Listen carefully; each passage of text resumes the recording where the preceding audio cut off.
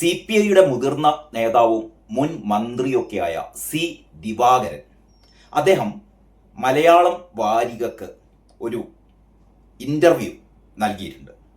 അതിൽ വി എസിനെ പരാമർശിച്ചും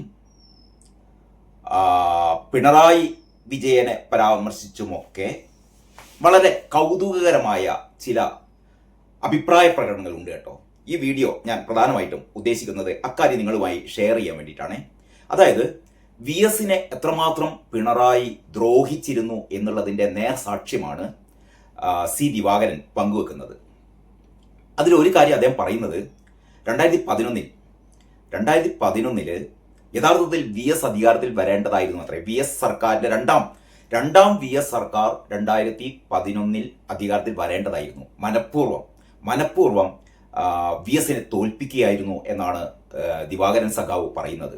അതായത് 4 സീറ്റുകളിൽ, അതായത് ഷുവർ സീറ്റ്, CPMന്റെ ഷുവർ സീറ്റായ 4 ഇടങ്ങളിൽ 500നും 1000നും ഇടയിലുള്ള ഒരു വോട്ട് വ്യത്യാസത്തിലാണ് CPMന്റെ സ്ഥാനാർത്ഥികൾ തോറ്റത് എന്ന് അദ്ദേഹം പറയുന്നത്. എന്ന് പറഞ്ഞാൽ മനഃപൂർവ്വം തോൽപ്പിക്കുകയായിരുന്നു അത്രേ. കാരണം വി എസ് അങ്ങനെ 2ാം പ്രാവശ്യം വി എസ് വരണ്ട, പാർട്ടിയിൽ അല്ലെങ്കിൽ ഭരണതലത്തിൽ അല്ലെങ്കിൽ ജനങ്ങളുടെ ഇടയിൽ വി എസ് അങ്ങനെ ഒരു മഹാനായി മാറേണ്ട എന്ന് പിണറായി വിജയൻ തീരുമാനിക്കുകയായിരുന്നു അത്രേ. അതിൻ്റെ അടിസ്ഥാനത്തിൽ നടത്തിയ ചില അടിയൊഴുക്കുകളാണ് വി എസിനെ പരാജയപ്പെടുത്തിയതെന്നാണ് ദിവാകരൻ സഖാവിൻ്റെ ഒരു നിരീക്ഷണം കേട്ടോ, ഒരു അഭിപ്രായം.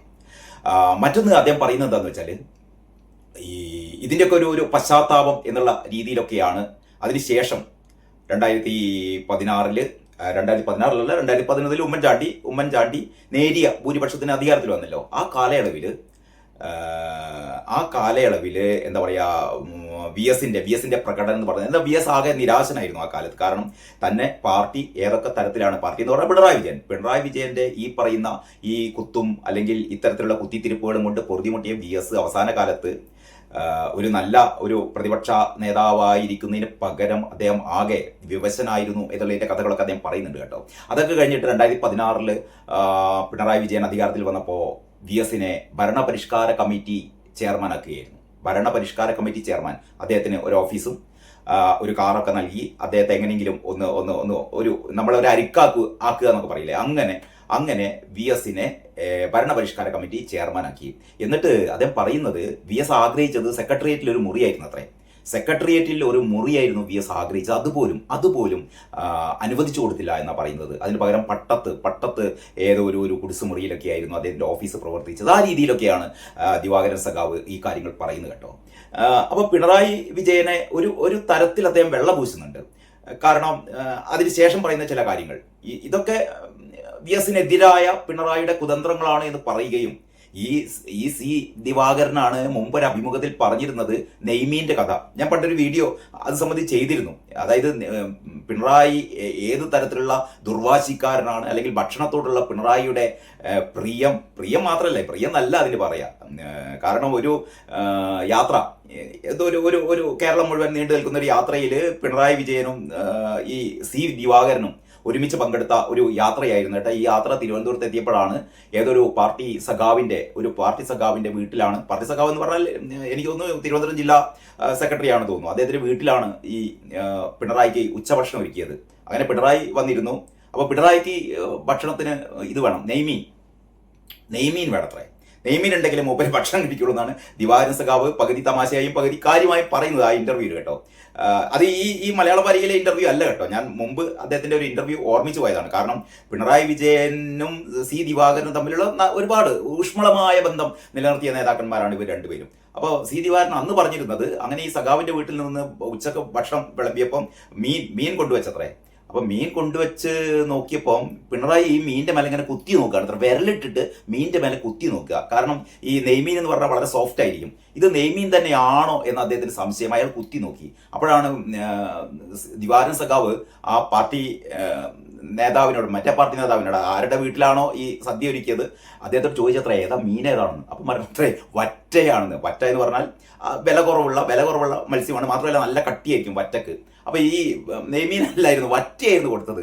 അപ്പോൾ പിണറായി ഇങ്ങനെ വിരലുകൊണ്ട് കുത്തി നോക്കിയപ്പോൾ പിണറായിക്ക് മനസ്സിലായത് നെയ്മീനല്ല, ഇത് വറ്റയാണെന്ന് പിണറായിക്ക് മനസ്സിലായതും പിണറായി ക്ഷോഭത്തോടെ എഴുന്നേറ്റ് നിന്നിട്ട് ഞാൻ ഏതായാലും പോവുകയാണ് സെക്രട്ടേറിയറ്റിൽ കാണാൻ നേട്ടം അല്ല പാർട്ടി ഓഫീസിൽ കാണാം എന്ന് പറഞ്ഞിട്ട് ഇയാൾ ഒറ്റയ്ക്ക് എണീറ്റ് പോയത്രേ.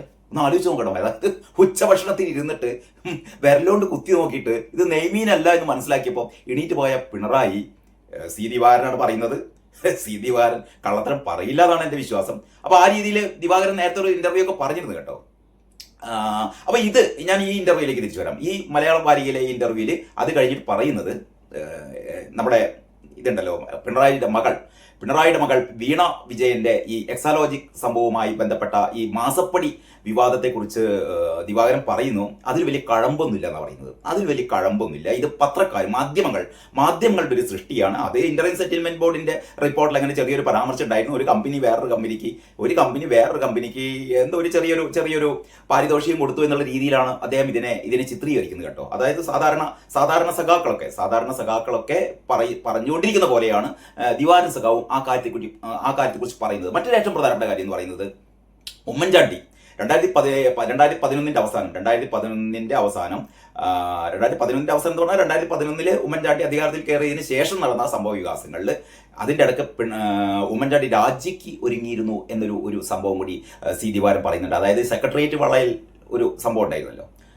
സെക്രട്ടേറിയറ്റ് വളയൽ ഈ CPM ഒരുമിച്ച് വന്നിട്ട് ഇരച്ച് വന്നിട്ട് സെക്രട്ടേറിയറ്റ് വളയുകയും അത് ഒരു ദിവസം കൊണ്ട് ആ സമരം പിൻവലിച്ചു അല്ലേ. ഒരു ദിവസം കഴിഞ്ഞ ഉടനെ ആ സമരം പിൻവലിക്കുകയായിരുന്നു ചെയ്തത്. കാരണം തിരുവനന്തപുരം നഗരമാകെ ഈ സഖാക്കൾ ആകെ നാറ്റിച്ചു എന്നൊക്കെയാണ് നമ്മുടെ മീഡിയ പറയുന്നത്. എന്തായാലും തിരുവനന്തപുരം നിറയെ സഖാക്കൾ പ്രക്ഷോഭ പരിപാടികളുമായി ഉമ്മൻചാണ്ടിയെ കൊണ്ട് രാജിവെപ്പിക്കാൻ നടത്തിയ ഒരു സെക്രട്ടേറിയറ്റ് വളയൽ സമരം. ആ സമരത്തിൽ യഥാർത്ഥത്തിൽ ആ സമരം തുടരുകയായിരുന്നു എങ്കിൽ ഉമ്മൻചാണ്ടി രാജിവെക്കുമായിരുന്നു. രാജിക്കത്തൊക്കെ എഴുതി തയ്യാറാക്കി വെച്ചിരുന്നു. പക്ഷേ പെട്ടെന്ന് സമരം പിൻവലിച്ചതിന്റെ പിന്നിലുള്ള ചില ഗൂഢാലോചനകളാണ് ഈ അഭിമുഖത്തിൽ സി ദിവാകരൻ പങ്കുവെക്കുന്നത്. കാരണം എന്താണ് ഇപ്പോഴും അറിയില്ല എന്തുകൊണ്ട് പിൻവലിച്ചു എന്ന്. അത് അങ്ങനെ ഒരു കാര്യം കൂടി പറയുന്നുണ്ടേ. പിന്നെ ഏറ്റവും ഇതിൽ എനിക്ക് പ്രസക്തമായി തോന്നിയൊരു കാര്യം എന്താണെന്നറിയോ, അദ്ദേഹം പിണറായി വിജയൻ അല്ല ഈ ഇപ്രാവശ്യത്തെ ഈ തിരഞ്ഞെടുപ്പ് പരാജയത്തിന് ഉത്തരവാദി പിണറായി അല്ല എന്നാണ് സി ദിവാകരൻ പറഞ്ഞു വെക്കുന്നത്. അതേ സമയത്ത് പിണറായിയുടെ പോക്ക് അത്ര ശരിയായിരുന്നില്ല എന്നും പറയുന്നു. അതായത് പിണറായിയുടെ ധാർഷ്ട്യം അല്ലെങ്കിൽ പിണറായിയുടെ ഈ പെരുമാറ്റം അല്ലെങ്കിൽ ഈ പിണറായിയുടെ ഈ എങ്ങനെയാണോ പിണറായി കഴിഞ്ഞ 5 വർഷം എങ്ങനെയാണോ പിണറായി പ്രവർത്തിച്ചത് ആ രീതി പിണറായിയെ കുറ്റം പറഞ്ഞിട്ട് കാര്യമില്ല. പിണറായിയെ നിയന്ത്രിക്കേണ്ടതായിരുന്നു പാർട്ടി എന്നാണ് ദിവാകരൻ സഖാവ് പറയുന്നത്. അതായത് PB പോളിറ്റ് ബ്യൂറോ പിണറായിയെ നിയന്ത്രിക്കേണ്ടതായിരുന്നു. അതല്ലാതെ നിയന്ത്രിക്കാതെ പിണറായി തോന്നിയ പോലെ കാര്യങ്ങളൊക്കെ ചെയ്തിട്ട് അവസാനം എല്ലാം പിണറായിയുടെ തലയിൽ ഇട്ടത് ശരിയായില്ല എന്നാണ് ദിവാകരൻ സഖാവ് പറയുന്നത്. എന്നിട്ട് പറയുന്നു പിണറായി പറഞ്ഞാൽ മനസ്സിലാകുന്ന ആളാണെന്ന് പറയുന്നത്. അതായത് നേരത്തെ ഈ ഒരേ കമ്മിറ്റിയിൽ ഈ പിണറായിയും ഈ ദിവാകരൻ സഖാവൊക്കെ ഒരുമിച്ച് ഒരു കമ്മിറ്റിയിൽ പ്രവർത്തിച്ചു കൊണ്ടിരിക്കുന്ന കാലത്ത് എന്തെങ്കിലും അഭിപ്രായ വ്യത്യാസങ്ങൾ ഉണ്ടാകുമ്പോൾ പിണറായി പറയുന്നത് ശരിയല്ല എന്ന് തോന്നിയാൽ ദിവാകരൻ സഖാവ് പറയത്രേ അത് ശരിയല്ല, ഇതാണ് ശരിയെന്ന് ദിവാകരൻ സഖാവ് പറഞ്ഞാൽ പിണറായി പറയായിരുന്നു അത്രേ ശരിയാണ് ദിവാകരൻ സഖാവ് പറഞ്ഞതാണ് ശരി എന്ന് പിണറായി അംഗീകരിക്കായിരുന്നു അത്രേ. എന്ന് പറഞ്ഞാൽ അത്രമാത്രം പിടിവാശിയൊന്നും പിണറായിക്ക് ഇല്ല. ആരെങ്കിലും അദ്ദേഹത്തെ തിരുത്തി കൊടുത്താൽ അദ്ദേഹം നന്നാകുമായിരുന്നു എന്നാണ് ദിവാകരൻ സഖാവ് പറഞ്ഞു വെക്കുന്നത് കേട്ടോ. അത് വളരെ ശരിയാണെന്ന് തോന്നുന്നു നമുക്ക്. കാരണം പിണറായിയെ തിരുത്താൻ ആരുണ്ടായിരുന്നില്ല പാർട്ടിയിൽ. യഥാർത്ഥത്തിൽ കഴിഞ്ഞ 5 വർഷം അതല്ലെങ്കിൽ കഴിഞ്ഞ 10 വർഷം തന്നെ എടുക്കാം. കഴിഞ്ഞ 10 വർഷത്തിൽ പിണറായിയുടെ ഒരു ഏകാധിപത്യ ഭരണമായിരുന്നു പാർട്ടിയിൽ. കാരണം പിണറായിക്കെതിരെ കൈവൽ ചൂണ്ടാൻ PB തയ്യാറായില്ല, അല്ലെങ്കിൽ പാർട്ടിയുടെ ഉന്നത കമ്മിറ്റികളൊന്നും തയ്യാറായില്ല. മാത്രമല്ല കേരളത്തിലെ പാർട്ടി ഏതായാലും തയ്യാറാവില്ലല്ലോ. കാരണം കേരളത്തിലെ പാർട്ടി പ്രത്യേകിച്ചും ഈ കോടിയേരിക്ക് ശേഷം ഇടക്കാലത്ത് A വിജയരാഘവനും അതിനുശേഷം അപ്പം ഗോവിന്ദനൊക്കെ ഉണ്ടായപ്പോൾ യഥാർത്ഥത്തിൽ പിണറായിയെ സംസ്ഥാന നേതൃത്വം, പാർട്ടിയുടെ സംസ്ഥാന നേതൃത്വം തിരുത്തേണ്ടതായിരുന്നു. അത് തയ്യാറായില്ലെങ്കിൽ ദേശീയ നേതൃത്വം പിണറായി തിരുത്തേണ്ടതായിരുന്നു. എന്ന് പറഞ്ഞാൽ പിണറായി തിരുത്തപ്പെടും എന്ന് പറഞ്ഞാൽ പിണറായിക്ക് കാര്യങ്ങൾ മനസ്സിലാക്കുക. അതിന് പകരം അദ്ദേഹത്തെ ഈ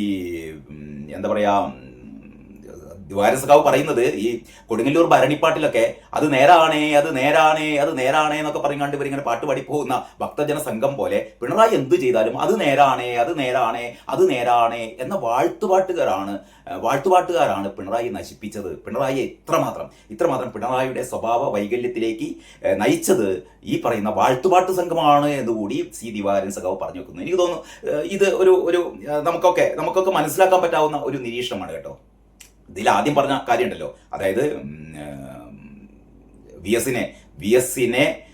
എസിനോട് ചെയ്ത ദ്രോഹം പറയുന്ന കൂട്ടത്തിൽ ഒരു കാര്യം കൂടി പറയാതിരിക്കും വയ്യ കേട്ടോ. കാരണം വി എസ് ഭരിക്കുന്ന കാലത്ത് എന്ന് പറഞ്ഞാൽ 2011 മുമ്പ് വി എസിന്റെ ആ ഭരണകാലത്ത് വി എസിന് എത്രമാത്രം പിണറായി വിജയൻ വരിഞ്ഞു മുറുക്കിയിരുന്നു എന്നുള്ളത് പാർട്ടിയിലെ പല നേതാക്കളും പറഞ്ഞിട്ടുണ്ട്. നമ്മുടെ മാധ്യമ ചർച്ചകളിലൊക്കെ സാധാരണ പങ്കെടുക്കാറുള്ള പല നേതാക്കന്മാരും പറഞ്ഞിട്ടുണ്ട്. നേരത്തെ ആ കാലഘട്ടത്തിൽ വി എസ് ഭരിച്ചുകൊണ്ടിരിക്കുന്ന കാലഘട്ടത്തിൽ ഈ ഫയലുകൾ AKG സെന്ററിലേക്ക് കൊണ്ടുപോകുന്ന കാര്യം ഇന്ന് വി എസിന്റെ മുന്നിലേക്ക് ഒരു ഫയലും ആദ്യം എത്തുമായിരുന്നില്ല എന്ന് പറയുന്നത്.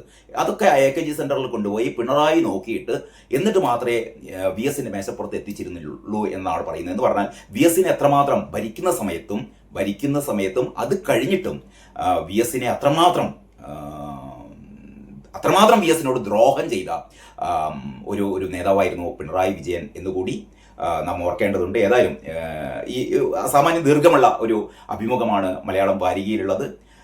അതിലേറ്റവും പ്രസക്തമായ ചില കാര്യങ്ങളാണ് ഞാൻ നിങ്ങളുമായി ഷെയർ ചെയ്തത്. ഏതായാലും പിണറായിയുടെ ഈ സ്വഭാവ വൈചിത്ര്യങ്ങൾ അത് സി ദിവാകരൻ പിണറായിയുടെ ഒരു വിമർശകനല്ല, അത് മനസ്സിലാക്കണം. വളരെ തമാശപൂർവ്വമാണ് അതേ കാര്യങ്ങളൊക്കെ അവതരിപ്പിക്കാറുള്ളത്. പിണറായിയുമായി ഏറ്റവും അടുത്ത സൗഹൃദം കാത്തു സൂക്ഷിക്കുന്ന CPI-യുടെ നേതാവാണ് സി ദിവാകരൻ. എന്നിട്ട് പോലും അദ്ദേഹം പറയുന്നു പിണറായിയുടെ സ്വഭാവത്തിലെ ചില അദ്ദേഹത്തിന്റെ ചില നിലപാടുകൾ അത് എത്രമാത്രം വി എസിന് ദ്രോഹം ചെയ്തു, എത്രമാത്രം സാധാരണ ജനങ്ങൾക്ക് ദ്രോഹം ചെയ്തു. കാരണം അദ്ദേഹം പറയുന്നു, അദ്ദേഹം ഈ സാധാരണ ജനങ്ങളെക്കാൾ ഉപരി പാർട്ടി സഖാക്കളെ, അങ്ങനെയാണ് ദിവാകരൻ പറയുന്നത് കേട്ടോ.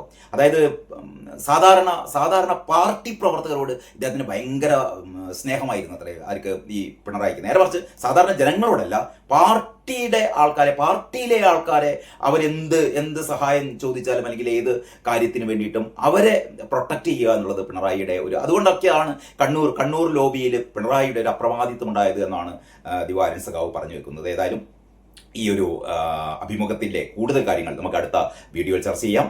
അതുവരെ എല്ലാവർക്കും നന്ദി, നമസ്കാരം.